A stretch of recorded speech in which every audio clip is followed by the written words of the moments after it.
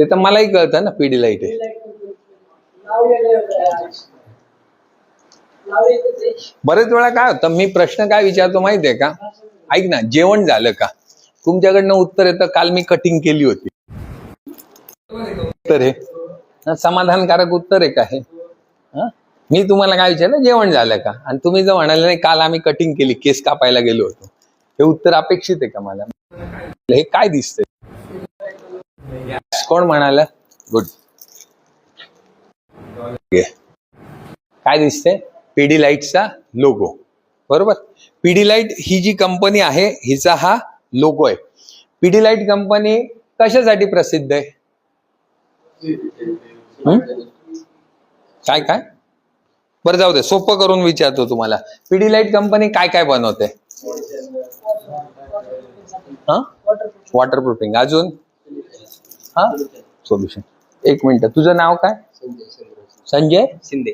संजय, मला सांगा, संजयने काय उत्तर दिलं? सोल्युशन. संजयचं शिक्षण काय झालंय? Plumbing, ITI. आता हा हिंदुस्तान युनिलिव्हर सारख्या कंपनीमध्ये इंटरव्ह्यूला गेला आणि तिथे समजा एक इंजिनियर आहे, या गायकवाड साहेबांसारखा इंजिनियर आहे, तो काय घेणार? मुलाखत घेणार का त्यांची? बिना मुलाखतीची नोकरी देईल का कोणी? नाही. प्रश्न उत्तर विचारणार. आणि मग त्यांनी जर असं सोल्युशन उत्तर दिलं तर काय होईल? प्रतिमा काय तयार होईल त्याची? काय तयार होईल?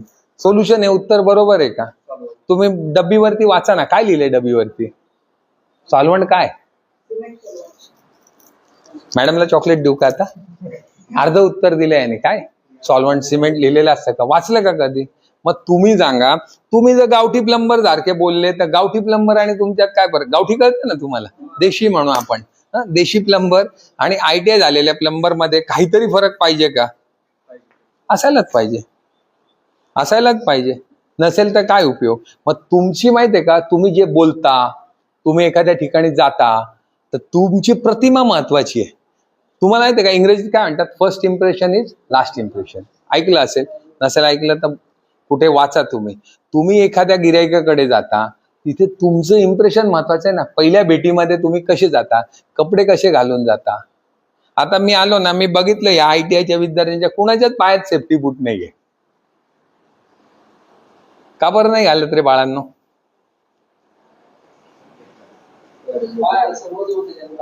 मी घातले, मी सेफ्टी बूट घातले, माझ्या पायात सेफ्टी बूट आहे. काय आहे? औद्योगिक प्रशिक्षण संस्था, बरोबर. औद्योगिक प्रशिक्षण संस्था, औद्योगिक शब्द आला ना, औद्योगिक नियमांनीच यावं लागेल ना आपल्याला सेफ्टी बूट. तर तुम्ही कुठे पण जाल तर तुमच्या पायात सेफ्टी बूट असले पाहिजे ना. तुमच्या पायात सेफ्टी, तुमची पर्सनॅलिटी चांगली असली पाहिजे, तुमची टूल बॅग चांगली असली पाहिजे. तुम्ही सांगा, आता तुम्ही माझी विद्यार्थी आहात, तुम्ही जे काम करतात, तुम्हाला चोक काढायला बोलवलं कुठे तर जाता का तुम्ही? एखाद्याचा नॅनो ट्रॅप चोक झालाय, जाता का? जावंच लागेल, आपलं काम आहे. त्याच्यात लाजायचं काय? लाजण्यासारखं आहे काय? चोरी करायला लाजायचं? चोक काय आपला धंदा आहे, तो पैसे मिळतात त्याच्यात, लाजायचं काय? मग तुम्ही तिथे चोक काढायला बोलवलं, समजा गायकवाडला बोलवलं, आणि गायकवाड गेला तिथे, आणि साहेब हे बघा काय किती घाण निघाली. आणि जर गायकवाड तिथे गेला, प्रॉपर टूल बॅग घेऊन गेला, त्याची टूल बॅग कळतं ना तुम्हाला, टूल बॅग घेऊन गेला, त्याची झीप उघडली, चेन उघडली त्याची, हातात हँडग्लोव्ह घातले, मास्क लावला, जाळी काढली, छनी हातोडीने काय करून, छोट्या छनी हातोडीने जाळी काढली, हात घातला, घाण असेल त्याच्यात, ती घाण कॅरी बॅग मध्ये टाकली, पॅक केली, डस्टबिन मध्ये टाकली, हातमोजे काढले, हात साबणाने स्वच्छ धुतले, मास्क काढला. तर मला सांगा, गिरायकावर काय प्रभाव होईल? काय गिरायकावर? गिरायकाने ह्यानी समजा 300 रुपये सांगितलं तर देईल का? Yes, good, very good. चला, अभि गोल्ड द्यायला पाहिजे. काय म्हणतो तो? 500 रुपये पण देईल. काय म्हणाला? काय म्हणाला? 500 रुपये पण गिरायक देईल का? इमेज तशी तयार केली ते. आणि तेच जर गायकवाड गेला तिथे, का हो साहेब काय काम आहे? चोक काढायचंय. अहो ते काय सोपं काम आहे का? वास किती येतो त्याचा. अशी सुरुवात केली तर इमेज कोणाची होईल? तो काय म्हणेल, भाऊ तू बाहेर जा, तंबाखू खा, मी दुसरा गायकवाड बोलवतो, म्हणेल का असं? म्हणेल का? म्हणेल का? मग प्रतिमा कोण तयार करता? आपणच आहे का? पिढीलाईट कंपनीने त्यांची प्रतिमा कशी तयार केली आहे? जोड तुटेगा नाही अशी जाहिरात करतात ना. हत्ती 2 दाखवलेले आहेत, माहितीये ना, 2 हत्ती ते व्हॅक्युम केलेल्या ओढायचं चित्र आहे त्यांचं. हा. फिजिकल वर्कला कोण लक्ष देत नाही. कशाच्या? तुम्हाला काम आपण किती परफेक्ट केले, परफेक्ट केलेल्या कामासोबत लोकांकडे नाही जाते कधी कधी. काय करत नाही? तुम्हाला दादा आपण स्वच्छ केलं तर ही कामाला म्हणजे 300 रुपये तरी 500 रुपये देते. फिजिकल वर्कला कोण नाही. नाही नाही, ऐका ऐका ऐका ऐका ऐका ऐका ऐका कधी कधी कसं असतं, त्याला थोडा कालावधी जावा लागतो. आलं का लक्षात? एखाद्याचं मी चांगलं काम केलं आहे, हे चांगलं काम झालं हे समजण्यासाठी कालावधी जावा लागतो ना. त्याला कालावधी, तो तुमच्याकडे पेशन्स असला पाहिजे ना. मला सांगा, पेशन्स माझा व्यवसाय कधी चालू केला? 1935 साली माझ्या आजोबांनी, 40 साली 35 साली ते नाशिकला आले, नोकरी करत होते. 40 साली व्यवसाय चालू केला. मग त्याचं यश मी तिसऱ्या पिढीत टाकतोय ना. आलं का लक्षात? तर तुम्हाला आहे ना थोडा तर कालावधी द्यावा लागेल ना. तुम्हाला काहीतरी कालावधी द्यावा लागेल ना. तुम्ही कालावधी, ते काय 3 तासाचा पिक्चर आहे का? सकाळीच आमचा विषय चालला होता. यांना म्हणलं, माझे वडील एअरफोर्स मधनं आल्यानंतर व्यवसाय चालू केला काका बरोबर. तर 76 मध्ये माझे वडील एअरफोर्स मधनं रिटायर्ड होऊन आले. 15 वर्षाचा बॉन्ड होता. त्याच्यानंतर आल्यानंतर 1992 साली आम्ही स्वतःचं घर घेतलं ना. मग व्यवसाय चालू केल्यानंतर काहीतरी कालावधी लागला ना वडिलांना घ्यायला, की पहिल्याच वर्षात घर बांधलं त्यांनी. नाही बांधलं तर कालावधी तुमचा आहे ना, कालावधी द्यावा लागतो. आता तुम्हाला पिडीलाईटचंच उदाहरण देतो. पिडीलाईट कंपनीचा मला सांगा वार्षिक उलाढाल किती असेल? वार्षिक उलाढाल कळते ना तुम्हाला? तुम्हाला कळते का रे मुलांना? उलाढाल म्हणजे काय? की वर्षभरामध्ये कंपनी जी विकते वस्तू आणि त्याच्यामधनं जे पैसे येतात, आलं का लक्षात? त्याला काय म्हणायचं असतं? उलाढाल. किती करत असेल उलाढाल? करोडोमध्ये, बरोबर. किती करोड? आकडा पाहिजे ना त्याला. 40 ते 50 करोड, अजून 70-80 करोड, अजून विचार करा ना. तुमचे विचार करण्याची क्षमता कळते मला. 100 करोड, अजून 60 ते 70 करोड, अजून किती? 300-350 करोड, अजून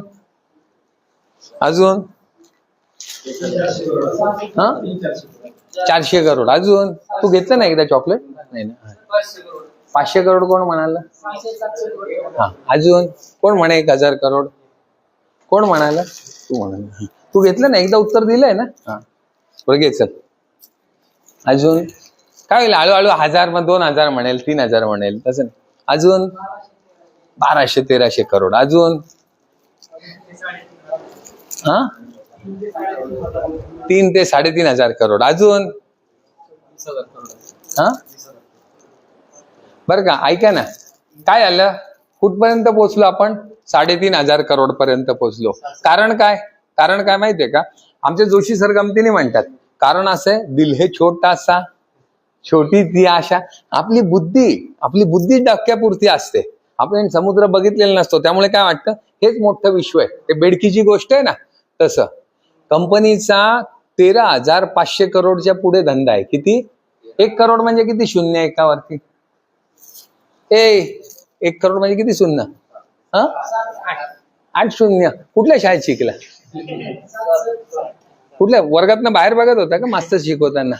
1 करोड वरती जर 8 शून्य होत असतील तर हा कुठल्या शाळेत शिकला? याच्याने काय होतं? तुझ्या सरांचं नाव खराब होतं. आलं का लक्षात? किती शून्य? बरोबर, 7 शून्य. मग 13,500 कोटी म्हणजे किती शून्य झाले?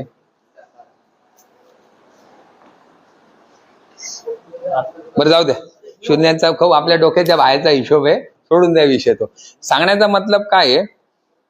या कंपनीच्या मालकाचं नाव काय माहितीये का?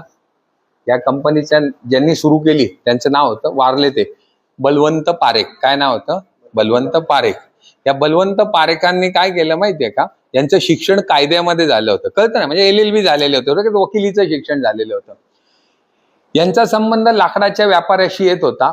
यांनी बघितलं लाकड चिटकवतात तेव्हा काय करतात? काय वापरतात? जनावरांची चरबी आणि काही रसायनं घालून ते काही चिटकवलं जायचं. लाय चिटकवलं जायचं. मग मला सांगा, त्याचा उग्र आणि गाणवा असेल का जनावरांच्या चरबीचा? येणारच. मग त्यांनी विचार केला. काय विचार केला? की काहीतरी बदल केला पाहिजे. आणि मग त्याच्यामधनं त्यांना काही म्हणजे अभ्यास करत करत काही विदेशी कंपन्यांचं सहकार्य घेत त्यांनी काय बनवलं? फेविकॉल पण. कधी बनवलं? 19 60 सालाच्या आसपास बनवलं, थोडंसं इकडे इकडे होईल सांगताना माझ्या. आणि कंपनी किती? 13,500 कोटीला. एका दिवसात गेली का? हा जे म्हणत होता ना की महत्व नाही, कंपनीला पहिल्यांदा विकताना किती त्रास झाला असेल. त्यांनी समजा 5 रुपये किंमत त्या काळी सांगितली असेल तर लोक 4 मध्ये मागत असतील. लोक म्हणत असतील तुमचं हे नको, आम्ही जनावरांची चरबी स्वस्त पडते. म्हणजे काय की प्रवाहाच्या विरुद्ध त्यांना जावं लागलं. तेव्हा कंपनी कुठे पोहोचली? 13,500 कोटीला. तर तुला जे तू म्हणतोयस ना की आम्हाला वेळ लागेल, त्याला वेळ लागेल. चांगलं आहे, हिरा आहे, सोनं आहे, हे गिरायकाला कळायला थोडा वेळ लागतो. जे गिरायक माझ्याकडे आता मी ज्यांचं काम करत नाही ते म्हणतात तुमच्या का प्लंबर मिळाला नाही हो आम्हाला पुन्हा. मग तो कळायला त्यांना कालावधी लागला काहीतरी. तर सांगण्याचा मतलब काय की एवढी मोठी कंपनी एका रात्रीत झाली का? नाही झाली. मग तुम्हाला पण तेवढं मोठं व्हायचं असेल, तुम्हालाही 13,500 कोटीपर्यंत जायचं असेल तर त्याला काहीतरी 50-60 वर्षाचा कालावधी द्यावा लागेल ना. जो एकदम वर जातो तो एकदम खाली पण येतो. लक्षात ठेवा, निसर्गाचा नियम आहे, निसर्गाचा नियम आहे. त्या नियमाने तुमच्यामध्ये बदलाव होत गेला पाहिजे. मग या ठिकाणी पोहोचण्यासाठी तुम्हाला प्रशिक्षण पण घ्यावं लागेल ना. प्रशिक्षण न घेता तुम्हाला काय वाटतं बलवंत पारेख डायरेक्ट झाले का? वेगवेगळ्या विषय. एक कारखाना चालवायचा म्हणजे त्या मालकाला माहितीये का मार्केटिंगचं ज्ञान लागतं, बरोबर, HR ज्ञान लागतं, ब्रँडिंगचं ज्ञान लागतं, लॉजिस्टिक्सचं नॉलेज लागतं, स्टोअर किपिंगचं, प्रोडक्शनचं, इंजिनिअरिंगचं, 8-10 प्रकारचं ज्ञान घ्यावं लागतं त्याला. मग त्याने घेतलं का? ते प्रशिक्षणातनं घेतलं किंवा काही लोक कामाला ठेवले सांगण्यामध्ये. आता ही जी पिडिलाइट कंपनी आहे ही अशा प्रकारचं प्रशिक्षण, जसं माझं आता व्याख्यान ठेवलंय, बरोबर, माझं मार्गदर्शन ठेवलेलं आहे, असं व्याख्यान मार्गदर्शन ही पिडिलाइट कंपनी अशा प्रकारचं आयोजन करते का? तुम्ही पहिल्यांदा आले का अशा व्याख्यानाला? पहिल्यांदा आले का? तुम्ही पहिल्यांदा ऐकताय का? ठीक आहे. वेगवेगळ्या ठिकाणी ही कंपनी गेल्या मागच्या वर्षापासून माझ्यासारखं